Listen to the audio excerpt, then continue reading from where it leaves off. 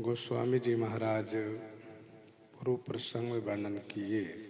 श्री कागभूषुंडी जी महाराज पक्षीराज श्री गरुड़ जी को श्री राम कथा सुना रहे हैं। उस कथा के क्रम में रावण का वध, मंदोदरी का शोक, विभीषण जी का राज्य तिलकोत्सव और देवताओं को शोक रहित होना कहा। यद्यपि विभीषण जी महाराज को सागर तट पर तिलक कर दिए थे, फिर भी रावण के मरने के बाद लंका में श्री विभीषण जी महाराज को श्री राम जी श्री लक्ष्मण जी को भेज करके तिलकोत्सव करवाए।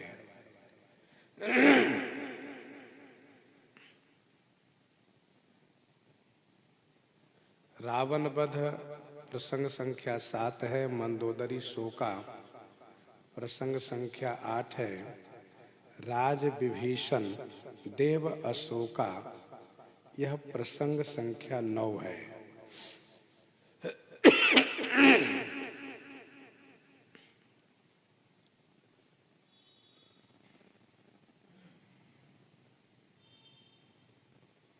दोहा संख्या 104 से लेकर के 105 तक मंदोदरी का शोक है और 106 में ही विभीषण जी महाराज का राज्य तिलकोत्सव है।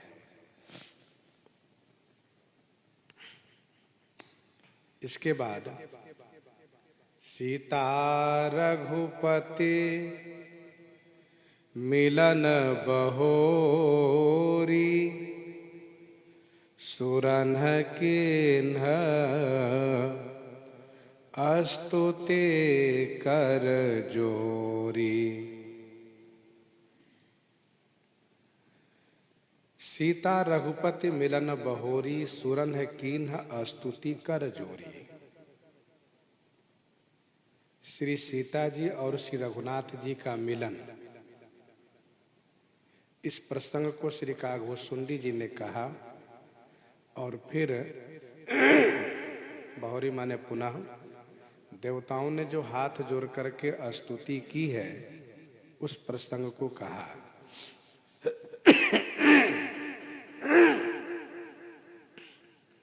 सीता रघुपति मिलन बहोरी प्रसंग संख्या 10 है। सुरन्ह किन्ह स्तुति कर जोरी प्रसंग संख्या 11 है।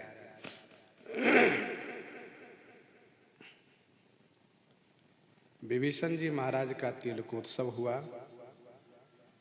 आकर के चरण में वंदन प्रणाम किए। इसके बाद श्री राम जी ने श्री हनुमान जी को श्री सीता जी के पास भेजा, यह कहने के लिए कि हनुमान जी आप जाकर के श्री सीता जी को विजय का समाचार सुनाइए और उनकी कुशलता को लेकर के आप वापस आ जाइए। श्री हनुमान जी महाराज वहां गए। माता श्री सीता जी हनुमान जी को देख करके बहुत आनंदित हो गई। पूछा, हनुमान जी बताइए श्री रघुनाथ जी कैसे हैं? श्री हनुमान जी ने कहा, श्री रघुनाथ जी सब प्रकार से सकुशल हैं। युद्ध में रावण को परास्त कर दिए हैं, मार दिए हैं। विभीषण जी को अविचल राज प्रदान कर दिए हैं। माता श्री सीता जी को और आनंद प्राप्त हुआ। श्री सीता जी ने ये कहा, पुत्र हनुमान, इस समाचार के बदले में मेरे पास कोई ऐसी वस्तु नहीं है जो मैं तुम्हें दे सकती हूँ।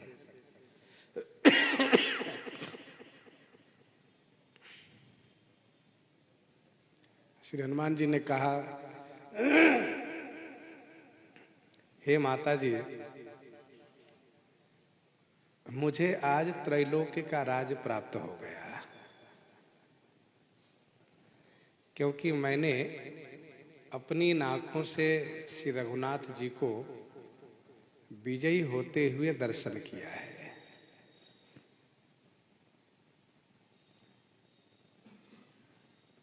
फिर भी माता ने कहा, तुम्हारे हृदय में समस्त सद्गुणों का निवास हो, यह मेरा आशीर्वाद है।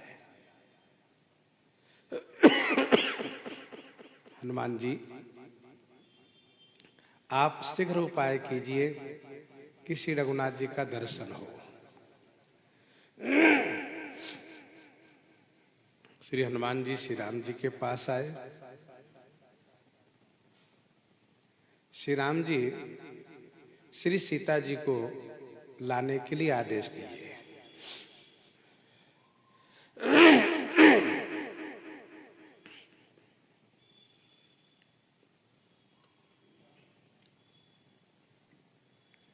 श्री विभीषण जी महाराज माता श्री सीता जी के लिए सब व्यवस्था किए। श्री विभीषण जी के निर्देश पर माता श्री सीता जी का स्नान आदि हुआ। उन दासियों ने जो मंदोदरी आदि का स्नान आदि कराती रही, उन सब ने माता श्री सीता जी का स्नान आदि कराया, वस्त्राभूषण धारण कराया है। फिर सुंदर पालकी में बैठा करके सम्मान पूर्वक लेकर आए हैं। वानर लोग दर्शन के लिए आगे बढ़ेंगे।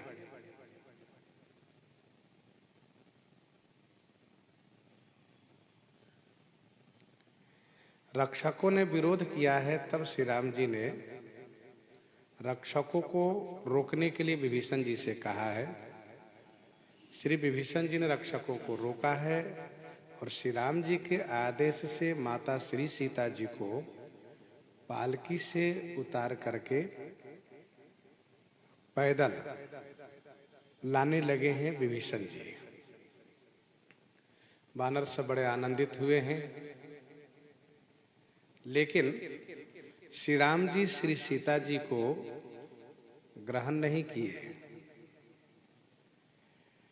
श्री राम जी नहीं कहने योग्य व नहीं सुनने योग्य बात कह दिए, जिससे सबको बड़ा कष्ट हुआ। श्री सीता जी अग्नि परीक्षा देने के लिए श्री लक्ष्मण जी को अग्नि प्रकट करने के लिए कहती हैं। श्री रघुनाथ जी के रुख को देख करके श्री लक्ष्मण जी अग्नि की व्यवस्था किए। वैसे श्री सीता जी को पहले ही अग्नि में प्रस्थापित कर चुके हैं, परंतु इस बात को श्री लक्ष्मण जी भी नहीं जानते।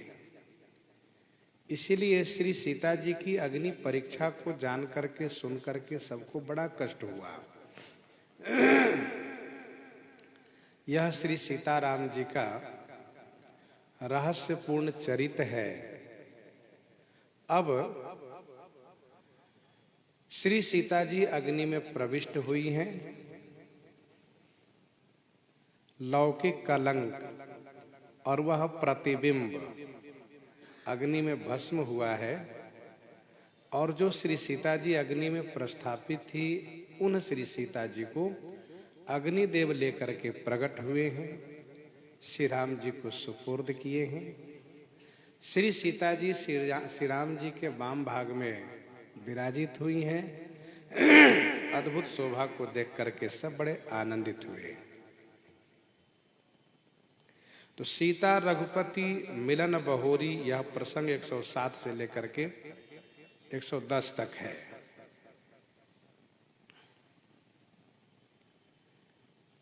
एक 110 में उस चौपाई तक है कि श्री राम जी ने मातली से कहा कि अब आप रथ को लेकर के जाइए।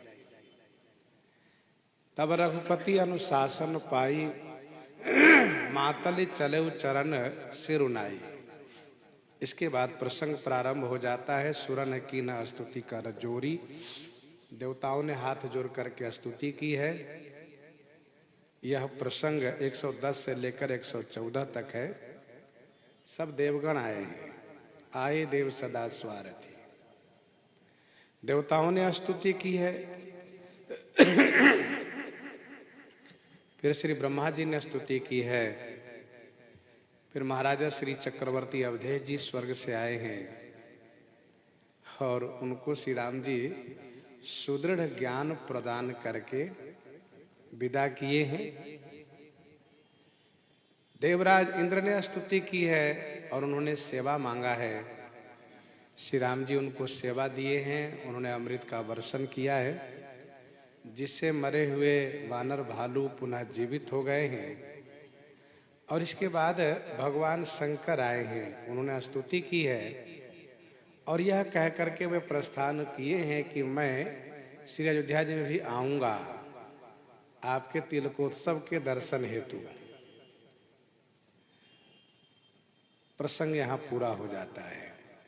इसके बाद है पुनि पुष्पक चढ़ी कपीन समेता,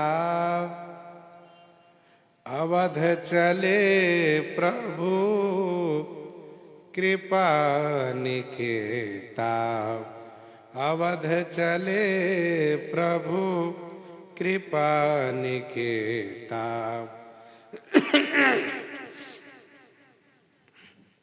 पूर्णिमा ने फिर से पुष्पक विमान पर आरूढ़ होकर के कपियों के सहित कृपा निकेता श्री राम जी श्री अयोध्या जी के लिए प्रस्थान किए।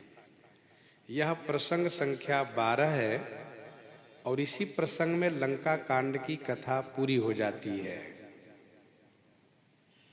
पुनि पुष्पक चढ़ी कपिन समेता, अवध चले प्रभु कृपा निकेता।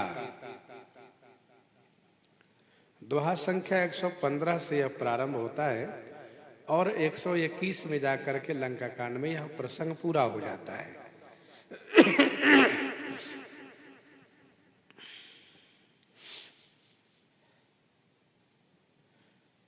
भगवान शिव के जाने के बाद श्री विभीषण जी आते हैं, वंदन प्रणाम करते हैं, नगर में चलने के लिए प्रार्थना करते हैं। श्री रघुनाथ जी श्री भरत लाल जी को स्मरण करके बड़े विह्वल हो जाते हैं और यह कहते हैं कि विभीषण जी, मुझे इस समय में श्री अयोध्या जी बहुत शीघ्रता से पहुंचना होगा।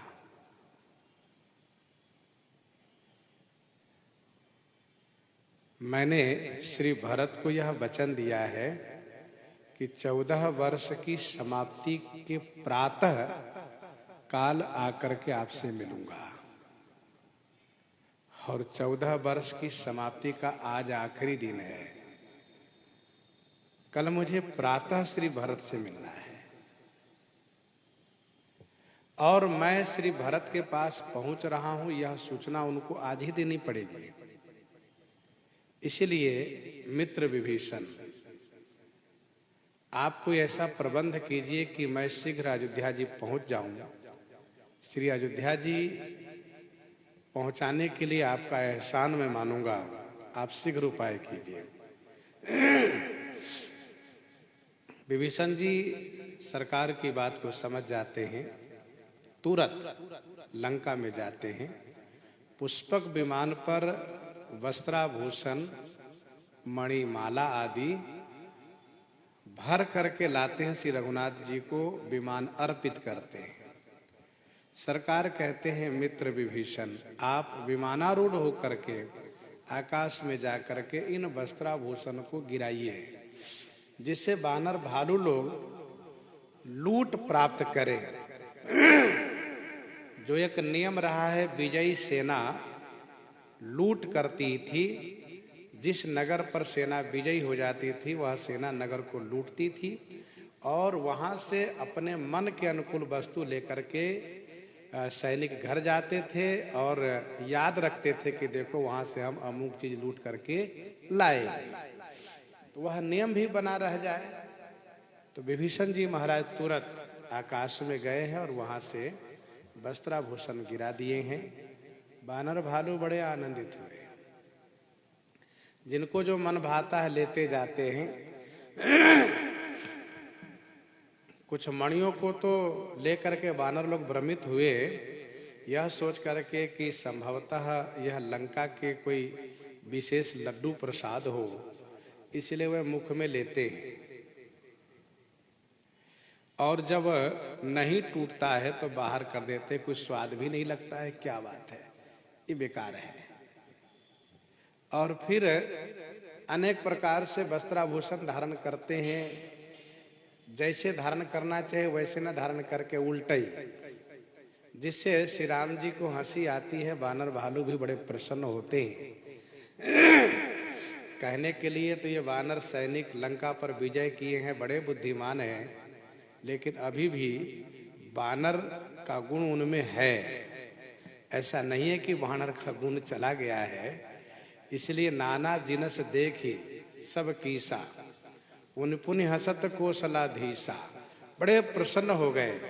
दोनों तरफ से ठाका मार करके हंसी हुई। श्री राम जी हंसने लगे तो वानर भी हंसने लगे। श्री राम जी से पूछा गया, आप क्यों हंस रहे हैं? कहा, वानरों की ना समझी पर हम हंस रहे हैं कि देखो किस प्रकार से ये धारण किए हैं, पहने हैं। और बंदरों से पूछा गया, आप क्यों हंसते हो? बंदरों ने कहा, हमारे स्वामी हंस रहे इसलिए हम भी हंस रहे हैं। वानर लोग बिल्कुल बालक बन गए हैं, जैसे बालक माता पिता के हंसने पर हंसते हैं, रोने पर रोते हैं। इसके बाद सब पर अनुग्रह किए। श्री राम जी ने सबसे कहा, आप लोगों ने बड़ी सेवा की है और अब आप सब अपने अपने घर को जाइए, हम भी अपने घर जा रहे हैं। हम सोचते यहीं से आप लोगों को अपने अपने घर जाने की अनुमति दे दे, इसलिए आप सब यहीं से जहां जिस दिशा में जाना चाहें प्रस्थान कर सकते हैं। यह बात सबको अच्छी नहीं लग रही है, लेकिन अब कर क्या सकते हैं। विजयी होने के बाद सेना के लिए विकल्प यही रहता है कि अपने घर वह सैनिक जाएं। तो कुछ कह नहीं पा रहे हैं। इधर कुछ प्रमुख लोग श्री राम जी की ओर देखते हैं, तो श्री राम जी उन सबको विमान पर बैठने के लिए अनुमति देते हैं। और जब अनुमति देते हैं तो सब लोग बैठने लगते हैं। तो जो लोग जा रहे थे वे सब वापस आ जाते हैं, सरकार की ओर देखने लगते हैं। सरकार कहते आइए बैठिए, सब लोग बैठ जाइए। 3 खंड है पुष्पक विमान में। मध्य खंड में श्री रघुनाथ जी, श्री सीता जी, श्री लक्ष्मण जी, श्री हनुमान जी आदि। मध्य वाले खंड में प्रमुख युद्धपति हैं, जो बीच वाला खंड है, और जो बाहरी खंड है उसमें सभी सैनिक विराजित हो गए। विमान की विशेषता है, उस समय एक व्यक्ति यदि खड़ा रहेगा तो उस समय चाहे जितने लोग जाते जाए सबको बैठने की जगह मिलेगी। सब आ गए, सबको लेकर के जब श्री राम जी का विमान लंका की भूमि से ऊपर उठा है तो एकदम से कोलाहल हो गया और सभी लोग श्री रघुनाथ जी की जय जयकार करने लगे। विमान लंका में ही एक चक्कर घुमा है और श्री राम जी श्री सीता जी को उन सभी स्थानों का दर्शन करा दिए हैं जहां मेघनाद मारा गया है, कुंभकर्ण मारा गया है, रावण मरा है, राक्षस सैनिक मरे हैं, सब दिखाए। और इसके बाद वह विमान बहुत तेजी से लंका से प्रस्थान किया है, क्योंकि उस विमान की विशेषता है कि उस विमान में जो स्वामी बैठते हैं उनके मन के समान वह उड़ान भरता है। स्वामी जितनी तेजी से चाहेंगे उतनी तेजी से विमान चलेगा, जहां वो चाहेंगे वहां विमान उतर जाएगा। ये दिव्य विमान है। श्री राम जी वन के विभिन्न स्थानों को श्री सीता जी को दिखाते हुए आ जाते हैं चित्रकूट। इसके बाद तीर्थराज प्रयाग में आकर के श्री हनुमान जी को भेजते हैं श्री भरतलाल जी के पास, यह कह करके कि आप श्रृंगवेरपुर आइएगा, मैं निषाद राज गुह के पास मिलूंगा।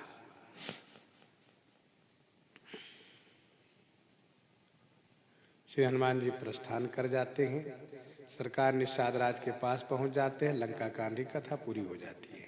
आगे जहि विधि राम नगर निज आए, जहि विधि राम नगर निज आए, 22 बिसद चरित सब गाए, 22 बिसद चरित सब गाए। इस चौपाई में उत्तरकांड की कथा पूरी शुरू हो रही है। जहि विधि राम नगर निज आए, उत्तरकांड के प्रथम दोहा से दोहा संख्या 4 तक है। प्रसंग संख्या 1 प्रथम है ये। जहि विधि राम नगर निज आए, 22 बिसद चरित सब गाए। जिस प्रकार से श्री राम जी निज नगर अपने नगर में आए हैं, 22 श्री कागभूषुंडी जी महाराज विशद माने स्वच्छ निर्मल सब चरित गायन किए।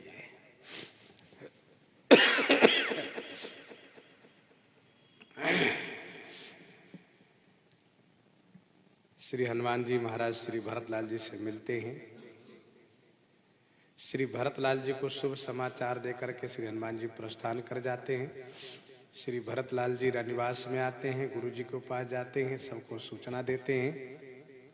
सब लोग बड़े आनंदित हो जाते हैं। सब के सब श्री राम जी को पाने के लिए नगर से बाहर आते हैं।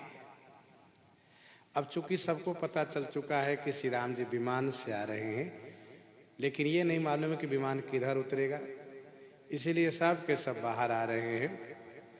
श्री राम जी ने देखा कि सब मिलने के लिए बड़े आतुर हो रहे हैं।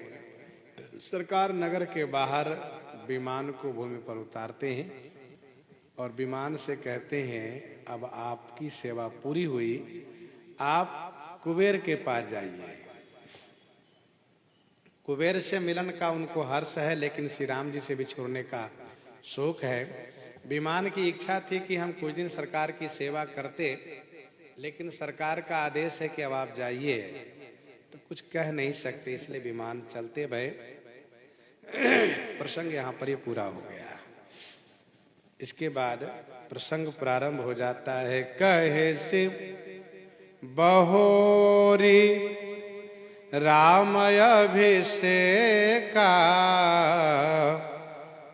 पुरबरनत निरपन नीति अनेका, कहे सि बहोरी राम अभिषेका।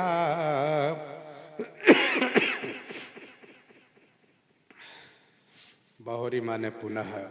श्री राम जी के अभिषेक प्रसंग को श्री कागभूषुंडी जी ने गायन किए और इसके बाद पुर वर्णत अनेका नृपनीति वर्णत। कहे से बहोरी राम अभिषेका, श्री राम जी के अभिषेक उत्सव को श्री कागभूषुंडी जी ने कहा और इसके बाद पुर का वर्णन किया, राजनीति को वर्णन किया। कहे से बहोरी राम अभिषेका प्रसंग संख्या 2, पूर्व वर्णत 3 और नृपनीति अनेका यह 4। उत्तरकांड में 4 ही प्रसंग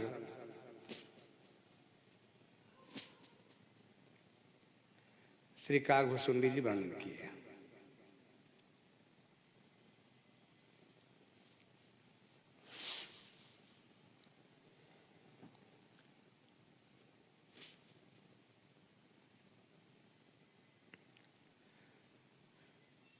कहे सी बहोरी राम अभिषेका प्रसंग संख्या 2, दोहा संख्या 5 से लेकर के 15 तक है। श्री भरतलाल जी आगे आए, साथ में सब लोग हैं। गुरुजनों को देख करके श्री राम जी आगे बढ़े, उनको प्रणाम किए। श्री भरतलाल जी से मिले, पूर्ववासियों से मिले, माताओं से मिले।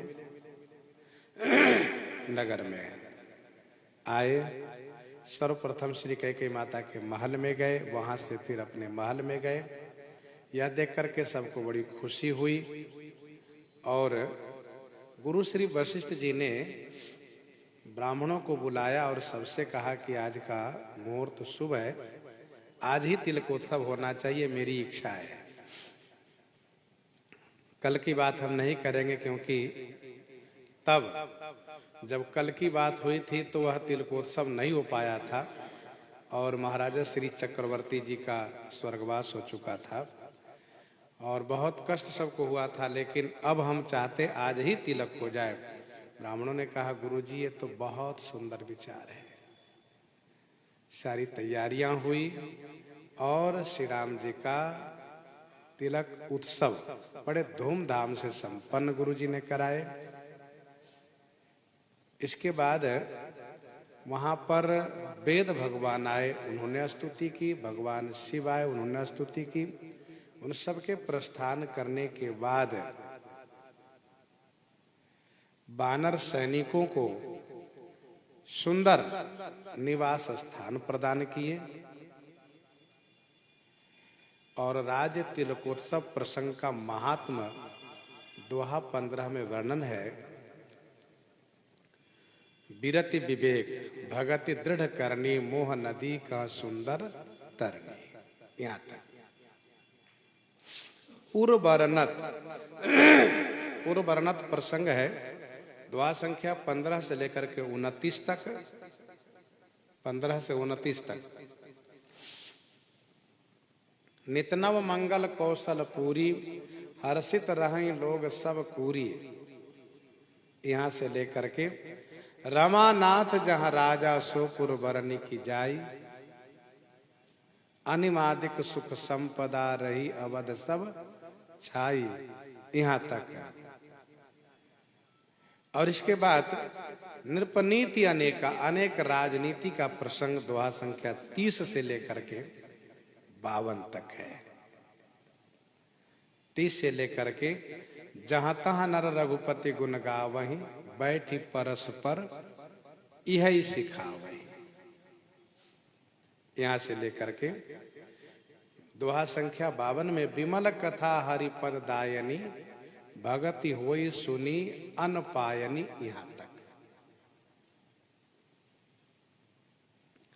बाल कांड में प्रसंग 7 है, अयोध्या कांड में 17 है, अरण्य कांड में प्रसंग संख्या 20 है, किष्किंधा कांड में 12, सुंदर कांड में 12, लंका कांड में 12 और उत्तर कांड में 4 है। कुल मिलाकर के 84 प्रसंग है। वैसे कुछ संतों ने 92-93 प्रसंग को जोड़ा है, लेकिन हमारे गुरु जी महाराज जिन्होंने श्री राम कथा पढ़ाई है, उनके पूज्य गुरु जी महाराज स्वामी श्री राम सुंदरदास जी महाराज, जिनका चारों धाम में सभी तीर्थों में नाम था, उन्होंने यही माना है कि प्रसंग संख्या 84। और उनके कहने का अभिप्राय यह था कि इन 84 प्रसंग को चिंतन करने से 84 का चक्कर समाप्त हो जाता है। वह 84 जो आकर 4,84,000 जोनि भ्रमत यह जीव अविनाशी। कथा समस्त भुसुंडी बखानी जो मैं तुम सन कही भवानी, कथा समस्त भुसुंडी बखानी जो मैं तुम सन कही भवानी।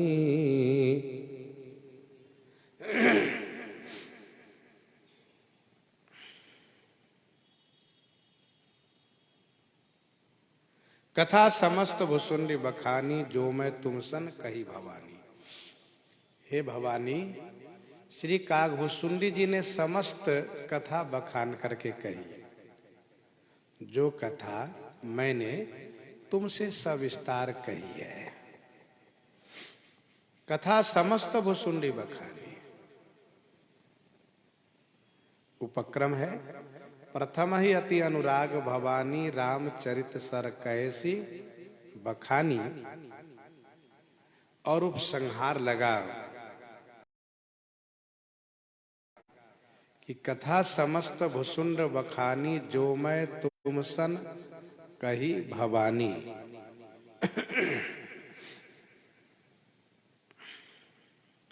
भगवान शिव ने प्रारंभ किया था, सुनु शुभ कथा भवानी रामचरित मानस विमल, कहा भुसुंडी बखानी सुना विहग नायक गरुड़।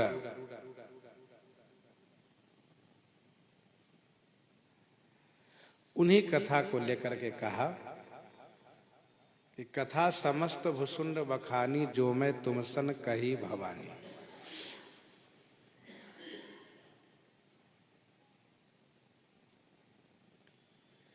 सुनि सब राम कथा खगना, कहत बचन मन परम उत्साह, कहत बचन मन परम उत्साह। सुनि सब राम कथा खगना।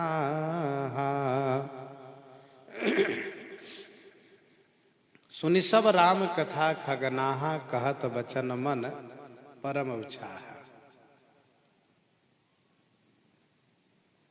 खगनाह सब राम कथा सुनी, परम उत्साह मन परम उत्साह बचन कहत। खगनाह पक्षी राज समस्त श्री राम कथा सुन करके मन में परम उत्साह पूर्वक इस प्रकार से वचन कहने लगे। यहाँ पर वक्ता और श्रोता दोनों को समशीला गोस्वामी जी ने दर्शाया। वक्ता के मन में भी परम उत्साह हुआ कथा कहने में, भयउ तासु मन परम उत्साह, लाग कहि रघुपति गुण गाहा। और श्रोता के मन में भी परम उत्साह हुआ कथा श्रवण करके, कहत बचन मन परम उत्साह, सुनि सब राम कथा खगनाहा। अर्थात कहने वाले परम उत्साह के साथ और सुनने वाले भी परम उत्साह के साथ है। गयउ मोर संदेह सुनेउ सकल रघुपति चरिता, भयउ राम पद नेह तव प्रसाद बायस तिलक, तव प्रसाद बायस तिलक। पक्षीराज ने कहा, हे बायस तिलक। बायस तिलक माने काक शिरोमणि, काक श्रेष्ठ।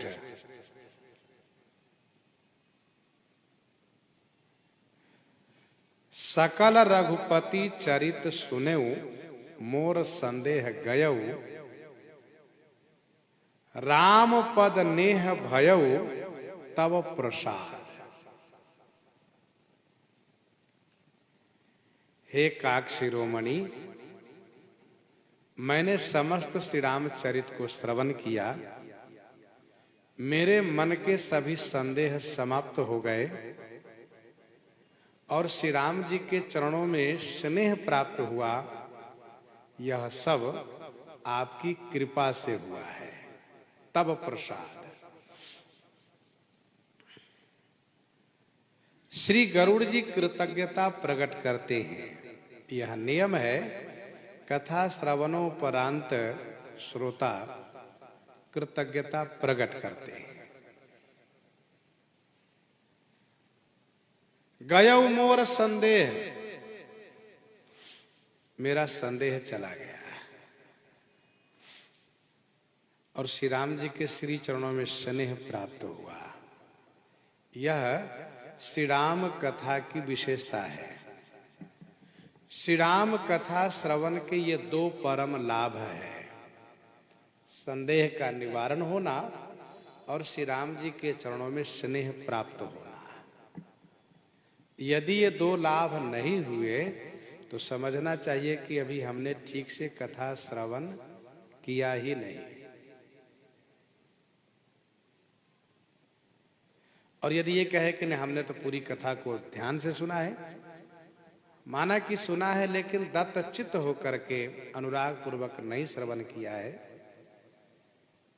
जैसे कि श्रीमद् भागवत जी में वर्णन है, श्री गोकर्ण जी ने जब कथा सुनाई तो विमान केवल धुंधकारी के लिए आया, सबके लिए नहीं आया। तब श्री गोकर्ण जी ने पूछा कि कथा सबने सुनी है, विमान एक के लिए क्यों लेकर आप आए हो? तब उन्होंने कहा, महाराज, जिस प्रकार से धुंधकारी ने कथा सुनी है उस प्रकार से सबने कथा नहीं सुनी है, इसलिए यह विमान केवल उनके लिए आया है। और यदि आप चाहते हैं कि सब लोग भगवान के नित्य धाम को जाएं, तो एक बार फिर से आप कथा सुनाइए और सबसे कहिए कि दत्तचित्त होकर के अनुराग पूर्वक कथा श्रवण करें। श्री गोकर्ण जी ने ऐसा ही किया और सबको नित्य धाम प्रदान कराए। तो उस प्रसंग में वहां वर्णन है, जैसे श्री राम जी प्रजा के साथ नित्य धाम को गए, वैसे गोकर्ण जी महाराज श्रोता के साथ भगवान के धाम को गए। तो गयऊ मोर संदेह सुनेऊ सकल रघुपति चरित, भयऊ राम पद नेह तब प्रसाद बायस तिलक।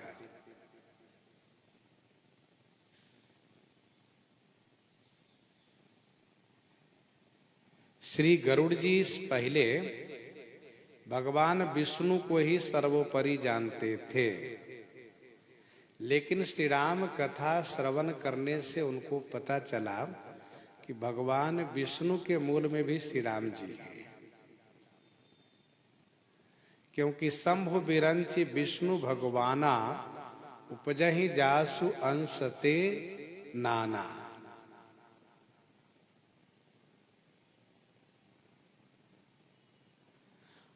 और गरुड़ जी को भी यह बात समझ में आ गई कि यह सारा जगत श्री राम जी से बना है, क्योंकि पुत्र का पहचान पिता से होता है। मानते हैं लोग कि यह पुत्र पिता पर गया, तो सारा जगत श्री राम जी से बना है। इसका सबसे बड़ा प्रमाण यह है कि सब लोग द्विभुजधारी हैं। यदि भगवान विष्णु से यह सारा जगत बनता तो मानव को कम से कम 4 भुजा वाले तो होना ही चाहिए था। ब्रह्मा जी से बनता तो 4 मुख होना चाहिए था। श्री शंकर जी से बनता सारा जगत तो 5 मुख होना चाहिए था। सो ऐसा न होकर के 2 ही भुज है। सारा जगत श्री राम जी से बना हुआ है। श्री राम जी का रहस्य, श्री राम जी के चरित्र को श्री गरुड़ जी ने समझा। श्री राम जी के चरणों में इनका बड़ा अनुराग हो गया। इन्होंने कहा, हे काक शिरोमणि, यह तब हुआ है जब आपकी कृपा हुई है। वास्तव में भगवान का रहस्य, ब्रह्म तत्व का बोध बिना गुरु जी की कृपा के संभव ही नहीं है। श्री गुरु जी की कृपा से ही ये बोध होता है, केवल शास्त्रीय ज्ञान से नहीं होता है।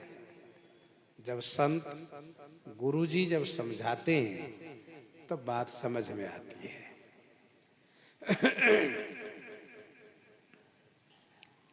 श्री गरुड़ जी कहते हैं, मोहि भयउ अति मोह,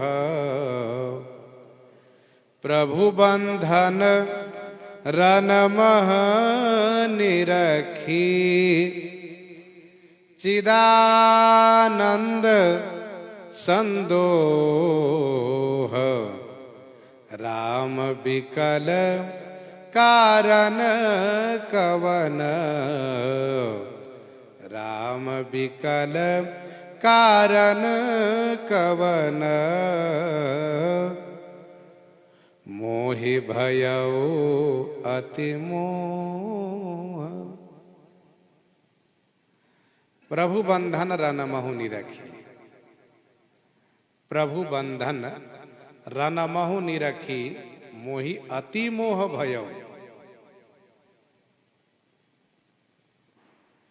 राम चिदानंद संदोह, कवन कारण विकल।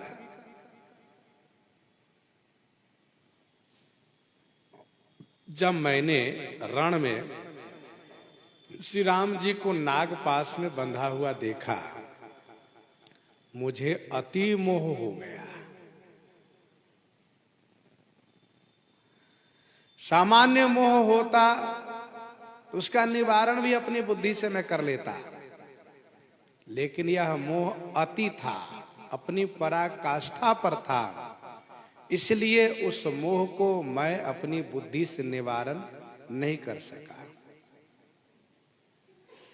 वैसे औरों को श्री राम जी के प्रति मोह होता है, लेकिन मुझे अति मोह हो गया। व्यापक ब्रह्म बिरज बागीसा, माया मोह पार परमीसा, सो अवतार सुनेउ जग माही, देख्यउ सो प्रभाव कछु नाही। भव बंधन ते छूट ही नर जपि जाकर, नाम खरव निशाचर बांधेउ, नाग पास सोई राम, नाग पास सोई राम। मुझे अतिशय मोह हो गया। मैंने उनको सामान्य मनुष्य मान लिया। मेरे मन में एक तर्क था, जो श्री राम जी चिदानंद संदोह हैं, चिद माने चैतन्य और आनंद के संदोह माने पात्र हैं। जो चैतन्य और आनंद के पात्र हैं वे तो जड़ हो गए थे और वे दुखी हो गए थे। उनकी चैतन्यता कहां चली गई, उनका आनंद कहां चला गया? वे तो विवश लाचार थे, जड़ हो गए थे। श्री राम जी क्यों विकल थे, यह बात मुझे समझ में नहीं आ रही थी, लेकिन भगवान आपसे कथा सुनने के बाद यह मुझे समझ में बात आ गई कि श्री राम जी तो यह नरनाट्य कर रहे थे, मनुष्य के जैसे चरित्र कर रहे थे। अति विचित्र रघुपति चरित जानहि परम सुजान, जे मति मंद विमोह बस हृदय धरहि कछु आन।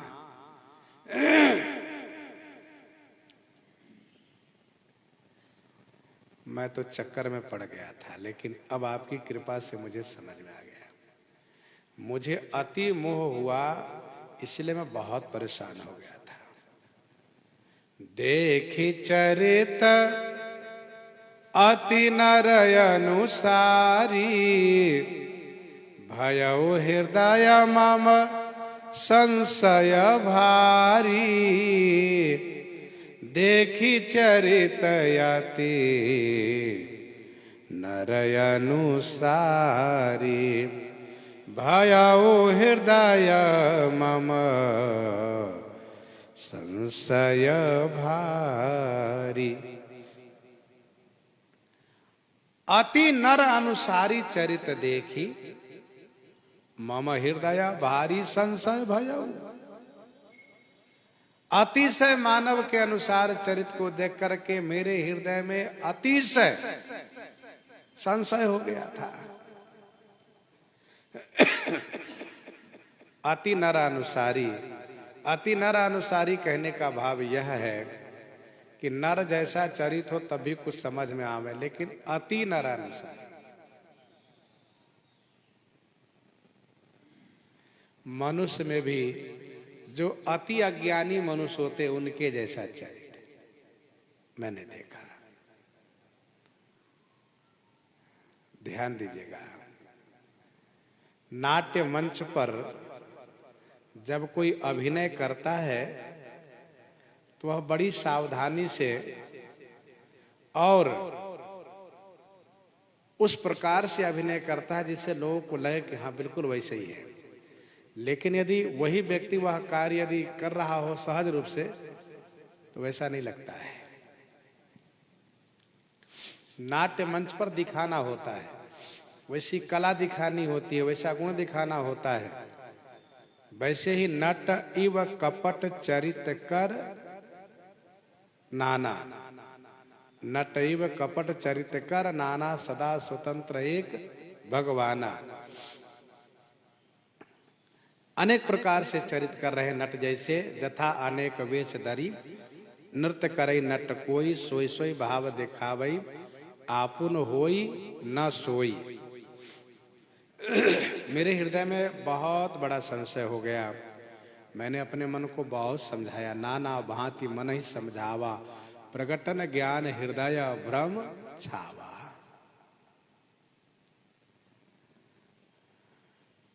श्री कागभूषुंडी जी ने मोह भी कहा, संशय भी कहा और आगे भ्रम कहते हैं। सोई भ्रम अवहित करी मैं माना, सोई भ्रम अवहित करी मैं माना, किन्हय अनुग्रह कृपा निधाना, किन्हय अनुग्रह कृपा निधाना। सोई भ्रम माने उस भ्रम को अब मैंने हित करके माना। इसका मतलब पहले मैंने उस भ्रम को अहित माना था, अब मैंने उस भ्रम को हित करके माना। कृपा निधाना, अनुग्रह किन्ह, कृपा निधान श्री रघुनाथ जी मेरे ऊपर अनुग्रह किए जिससे कि मुझे भ्रम हो गया।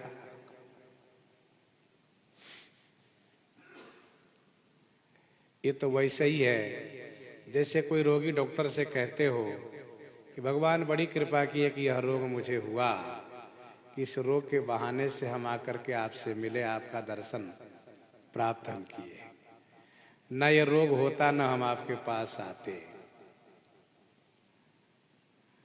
श्री कागभूषुंडी जी से श्री गरुड़ जी कहते हैं, सोई भ्रम अब अहित करी मैं माना। पहले तो मैंने अहित करके माना था और मुझे तब बड़ी परेशानी हो रही थी, क्योंकि व्याकुल गयो देवरी सिपाही, में व्याकुल भी हो गया था। लेकिन अब मुझे लगा कि ये तो बहुत ही अच्छा हुआ कि मुझे भ्रम हुआ और कृपा निधान मेरे ऊपर अनुग्रह किए कि मुझे भ्रम हो गया। बड़ा लाभ होने के बाद दोष में भी गुण देखा जाता है। बड़ा लाभ होने पर दोष में भी गुण देखा जाता है। इसे काव्य की दृष्टि से अनुज्ञा अलंकार भी कहते हैं। जैसे कि प्रताप भानु ने कहा कि फिरत आहेरे परे भुलाई, बड़े भाग देखे पदाई। मेरा भाग्य उदय हुआ कि हम शिकार में भूल गए और आपके श्री चरणों का दर्शन हम प्राप्त किए। श्री अहिल्या जी ने कहा कि मुनि श्राप जो दीन्हा अति भल कीना, परम अनुग्रह मैं माना। न श्राप देते, न मुझसे गलती होती, न श्राप देते, न आज यह लाभ मुझे प्राप्त होता। बहुत ही अच्छा हुआ। ये दोष में गुण देखना कब, जब बड़ा लाभ होता है तब। और बड़ा लाभ का मतलब लाभ की रघुपति भगति अकुंठा,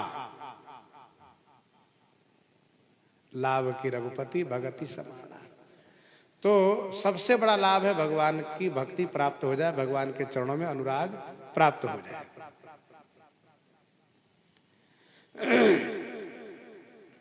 कृपा निधान मेरे ऊपर अनुग्रह किए,